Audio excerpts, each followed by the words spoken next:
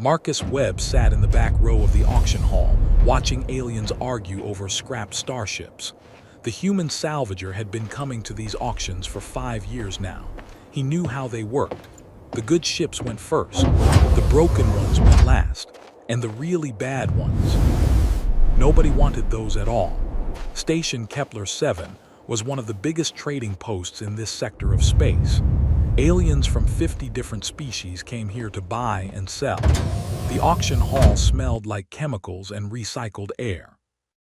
Holographic displays floated above each ship lot, showing damage reports and engine stats. Marcus scratched his beard and checked his credit balance. Not good. His salvage business was barely surviving. He needed a cheap ship he could fix up and sell.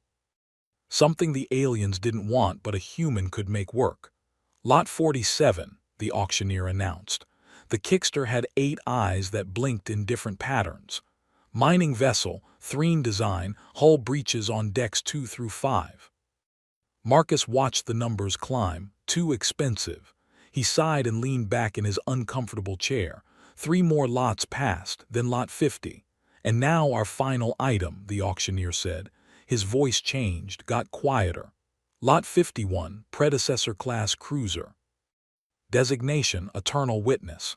Age, approximately 50,000 years. Condition, unknown. Marcus squinted at them. They made his eyes hurt, but he could almost read them. Almost. The auction hall got very quiet. Starting bid, the auctioneer said. 100,000 credits. The aliens were all staring at the hologram, but nobody raised their bidding pad. A Viroxii near the front actually moved his chair backward. 50,000 credits, the auctioneer lowered the price. His eye stalks twitched nervously. Still nothing.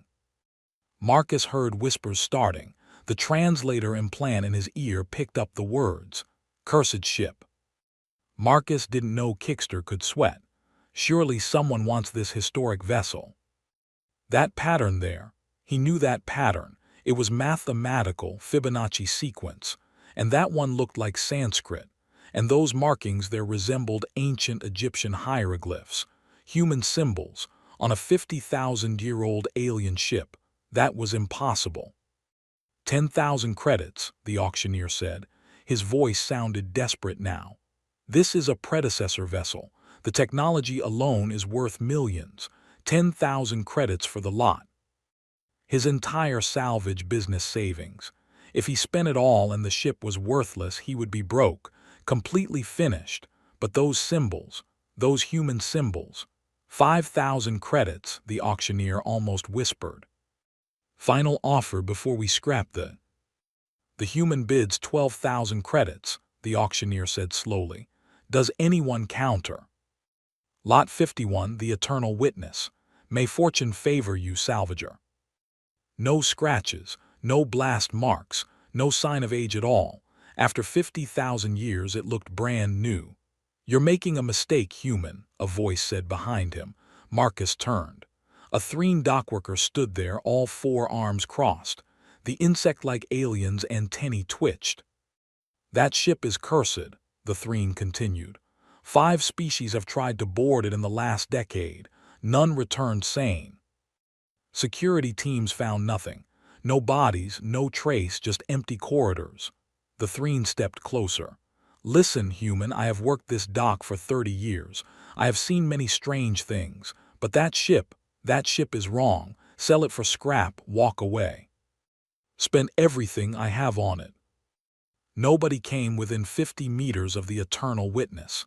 He took a deep breath and walked toward the airlock. The ship's boarding ramp was already extended. That was strange. Station protocol required manual activation, but there it was, like the ship was waiting for him. Marcus climbed the ramp. His boots echoed on the metal. The symbols on the hull were everywhere here. He could almost read them now. One looked like the word return in old Sanskrit. Another seemed to say home in a language he didn't quite recognize but somehow understood. He reached the airlock door. It was closed. No control panel, no buttons, just smooth metal with more symbols. Marcus put his hand on the door. It opened immediately. Lights flickered on inside. not the harsh white lights of modern ships. Soft, warm illumination that reminded Marcus of sunset on Earth. He stepped through the airlock into a corridor that stretched forward into darkness. The moment both his feet crossed the threshold, everything changed. The lights blazed to life throughout the ship. Marcus felt a hum through the deck plates, power surging through systems that had been dead for millennia. The air suddenly smelled fresh, like earth forest after rain. He ran toward what he guessed was the bridge.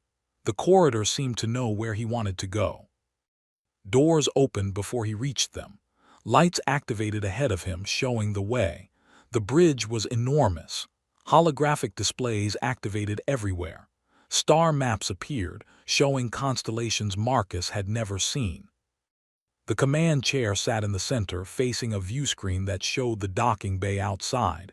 Text scrolled across one display. Marcus stepped closer. The letters were shifting, changing, first in symbols he didn't recognize, then ancient Greek, then Latin, then Sanskrit. Finally English. Genetic scan initiated. Species, Homo sapiens. Hello, a voice said. It spoke in English with no accent, warm and neutral. I am the ship intelligence of the Eternal Witness.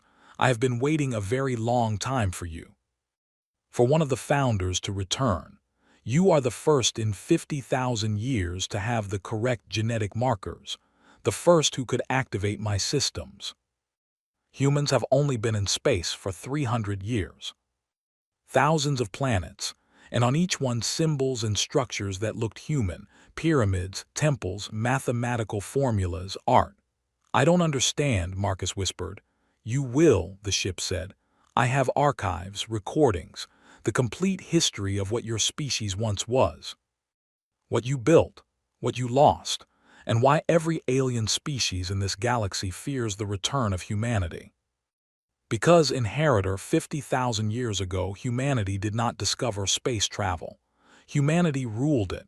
Every species you have met, the Kixter, the Threen, the Viroxii, all of them were created by humans, uplifted, given intelligence, made into what they are today. How could he sleep when he was reading the history of a human empire that ruled the galaxy? The ship's AI, which Marcus started calling Witness, showed him everything. Archives, videos, records that were older than human civilization on Earth. It was all impossible. But it was all real. On the first day, Marcus explored the ship, 12 kilometers of corridors and rooms. The technology was incredible. The engine room had systems that made no sense to modern engineering, power cores that used principles Marcus couldn't understand, weapon systems that scared him just to look at. The ship had quarters for 5,000 crew members, medical bays with equipment that could regenerate entire limbs, hydroponics gardens that still worked after 50,000 years, and everywhere more of those symbols. Now that Witness had activated translation protocols, Marcus could read them all. They were human languages, hundreds of them. Some he recognized from Earth history, others he had never seen before. This ship is a museum, Marcus said on the second day. He was sitting in the command chair, eating ration bars he had brought from the station. Every human culture is represented here. The founders built this ship class to remember what humanity was, all of humanity, not just one culture or one language. Systems connected by trade routes, planets with human colonies. It stretched across half the galaxy. 10,000 worlds, Witness said, 200 billion humans at the Empire's peak. You had been exploring space for 60,000 years before the reckoning. Outside, he could see Station Kepler 7. He had been avoiding station communications. Someone would be looking for him by now. The Galactic Council would want to know why a predecessor ship had powered up. I need to report this, Marcus said. The human colonies need to know. Earth needs to know. You do not understand what will happen if this information spreads too quickly. Look closer. The heart of the human empire, the place where everything began.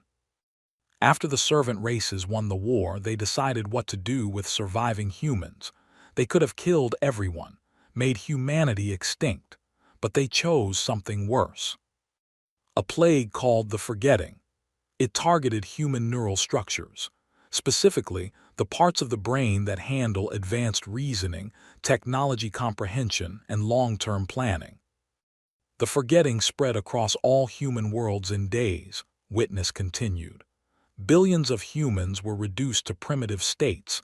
They forgot how to use technology, forgot how to read, forgot mathematics and science. Entire generations of knowledge disappeared. Agriculture, writing, all learned again from the beginning. To make sure humans never left the planet, never rediscovered space travel. It showed complex mathematical formulas. The forgetting plague was not permanent, witness explained. It was designed to degrade over generations. The servant races calculated that human evolution would eventually overcome the damage. They estimated it would take approximately 50,000 years. Every species in the Galactic Council has been building weapons, training soldiers, making alliances. They are waiting for humanity to remember what it once was. Predecessor vessels have been found before. The Council usually destroys them immediately. This ship survived because it was hidden in a debris field that fooled their sensors. The station acquired it 2 years ago but could not access it. Only human DNA can activate founder technology. The Viroxii controlled military forces, all of them more advanced than modern humans. We're outnumbered, Marcus said. Modern humans, I mean. There are only 20 billion of us spread across 50 colonies. The Kickster alone have populations in the trillions, all waiting for human activation. Each one contains technology that makes Council warships look like children's toys. He wasn't supposed to find the key to restarting a galactic war. I need proof, Marcus said finally. You're showing me videos and records, but how do I know it's all real? How do I know you're not malfunctioning? 50,000 years is a long time. Down past the engine rooms, past crew quarters, past storage bays, finally the elevator stopped. The doors opened. Marcus stepped out into a massive chamber. It stretched forward into darkness, lit only by dim blue lights. As his eyes adjusted, he saw them. Pods. Thousands of stasis pods lining the walls. They rose up 5 levels on each side. Each pod had a viewing window. Marcus walked to the nearest one. He looked inside and gasped. A man floated in suspended animation. He was clearly human. Asian features, black hair, strong build. He wore a uniform covered in symbols and rank insignia. Marcus moved to the next pod. A woman this time, African ancestry, same type of uniform. He walked faster, looking at pod after pod. Men and women, young and old, every human ethnicity represented, all perfectly preserved. Who are they? Marcus whispered. The command staff of the Eternal Witness, Witness answered. 5,000 of the Empire's best soldiers, scientists, engineers, and leaders. They chose to go into stasis when the reckoning began. They hoped to wait out the war. Her uniform had more insignia than anyone else. Gold and silver symbols covered her shoulders. The nameplate on the pod read, Arya Castllanos, Emperor of the Human Empire Last Dynasty. She was 28 when she took power, ruled for 7 years before the reckoning began. She chose stasis hoping humanity would survive, hoping someone would find this ship. I can revive any or all of them. Leaders of a civilization that treated other species as property, people who might want to rebuild the empire, restart the war. Not yet, Marcus said.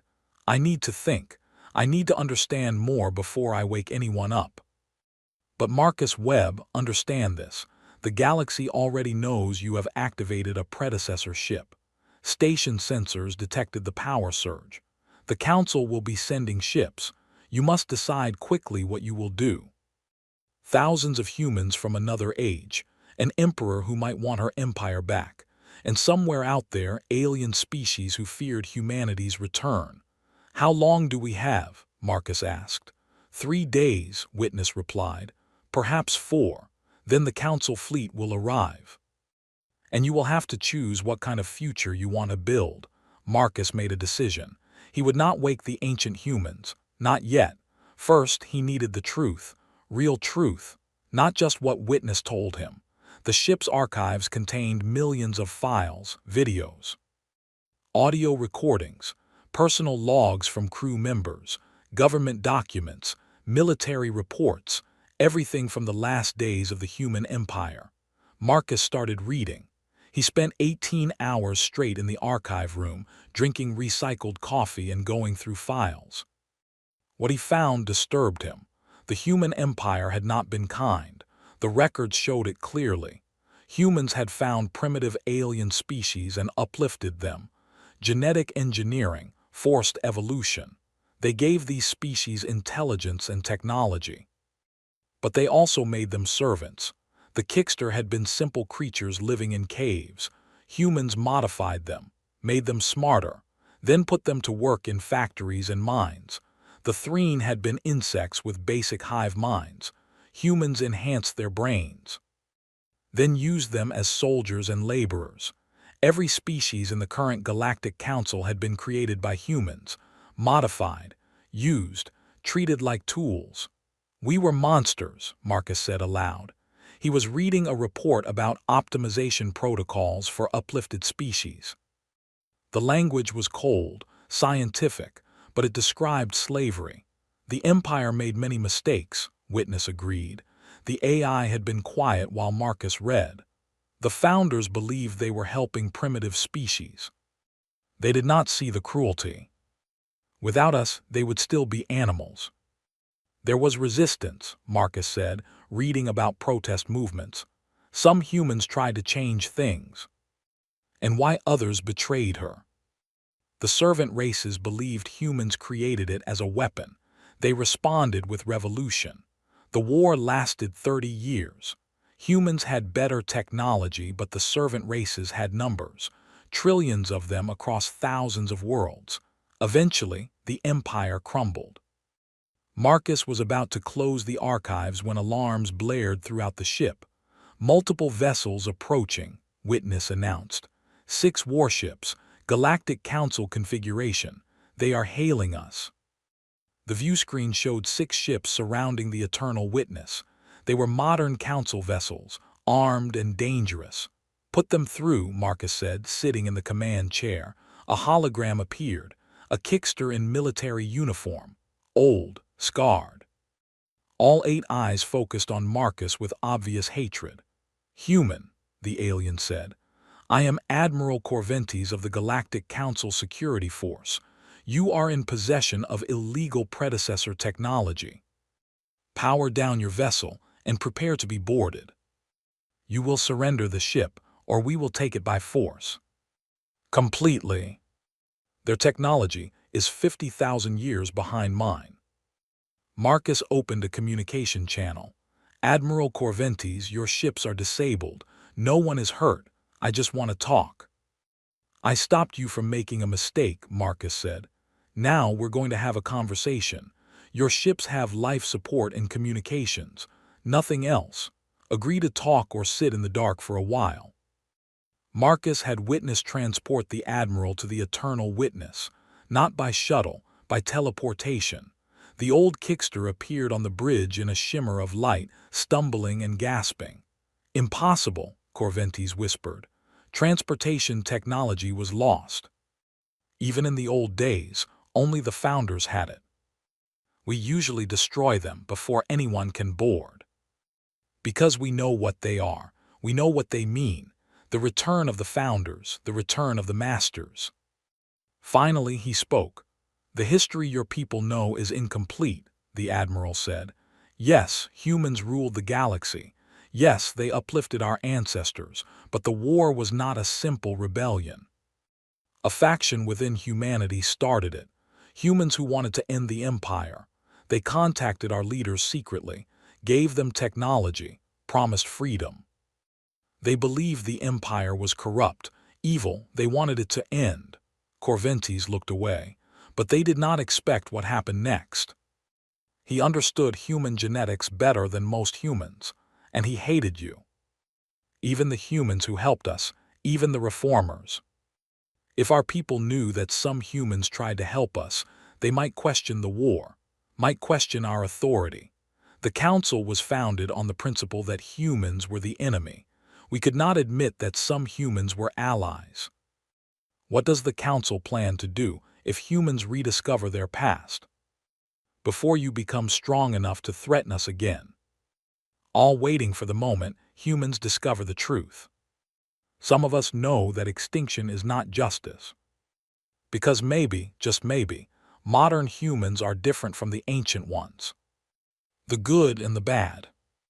They watched footage of the reckoning, saw cities burn, saw billions die on both sides, saw the moment the forgetting was released, saw humans screaming as their minds broke. This should never have happened, Corventes said finally. On either side, the Empire's crimes. Vexthal's genocide, all of it. He looked at the stasis chamber information displayed on one screen. Thousands of warriors from another age, an emperor who remembered the Empire. I don't know yet, Marcus admitted. But I know one thing. The galaxy needs to hear the real truth, not the Council's version. Not the Empire's version, the complete story. Witness's hologram turned red. Marcus, I am detecting a much larger fleet approaching, the AI announced. 300 warships, Council Armada. They will arrive in 6 hours. They must think you are planning an attack. And they're right to be afraid. Marcus stood in front of the stasis pod, staring at the woman inside. Emperor Arya Castellanos, the last ruler of the human empire, frozen in time for 50,000 years. Admiral Corventes stood beside him. The old Kickster had agreed to stay and help. His own fleet remained disabled but safe. You are going to wake her, Corventes said. It was not a question. Yes, Marcus replied. I need someone who understands the old galaxy. Someone who can help me navigate what comes next. Give the uplifted species freedom. He needed someone who understood strategy and politics at a galactic level. He needed Arya. Witness, Marcus said. Begin revival sequence. Pod designation, Emperor Arya Castellanos. Time to full consciousness, 30 minutes. The tension in the chamber was thick. Finally, after what felt like hours, the pod opened. Mist poured out. Arya Castellanos gasped and sat up, coughing. Her eyes opened. Dark brown eyes that looked around in confusion. She saw Marcus first, then Corventes. Then the chamber with thousands of other pods. Where am I? She asked. Her voice was rough from disuse. She spoke in ancient Portuguese, but Witness translated instantly. You're on the Eternal Witness, Marcus said gently. Your flagship. You went into stasis during the reckoning. The war's how long? We started over from the beginning. Slowly. Tried to have him arrested. She looked at Corventes. But your people protected him. Despite her weakness, she had presence, authority. Marcus could see why she had been emperor. Who are you? She asked Marcus. Marcus Webb, salvager. I bought this ship at auction 3 days ago. Galactic Council Security Force. Descended from the Kickster your people uplifted. Humanity has 20 billion people across 50 colonies. We're explorers, traders, scientists. Her people, her soldiers, her government. You could wake them all, she said. 5,000 of the Empire's best. We could rebuild the fleet, reclaim what was lost. I want to understand what happened. Why I'm standing here 50,000 years after my empire died. Because I found something in the archives, Marcus said. The truth about the Empire's crimes, about the reckoning, about how complicated everything was, and I think the galaxy needs to hear it. That's your plan. The truth is much more complex. Population numbers, political structures, military capabilities. Modern humans are outnumbered 100 to 1, she said finally. Outgunned. If the Council decides to eliminate your species, they can. Witness mentioned 47 vessels like this one, hidden across the galaxy. That's a fleet. Most of them would have already activated every ship, prepared for battle. A species that survived but changed. Finally, she spoke. When I took power, I was trying to reform the empire, end slavery, give the uplifted species equal rights, but I moved too slowly, too carefully. I was afraid of losing support from the old families. I should have been braver. Help me understand this new galaxy. Show me what humanity has become, and I'll help you with the Council. But I can still be a leader. Over the next 3 hours, Marcus and Arya worked together. They compiled the archives into a single broadcast. Videos, documents, personal testimonies, everything. They showed the Empire's crimes, human cruelty, slavery, oppression. But they also showed the complexity.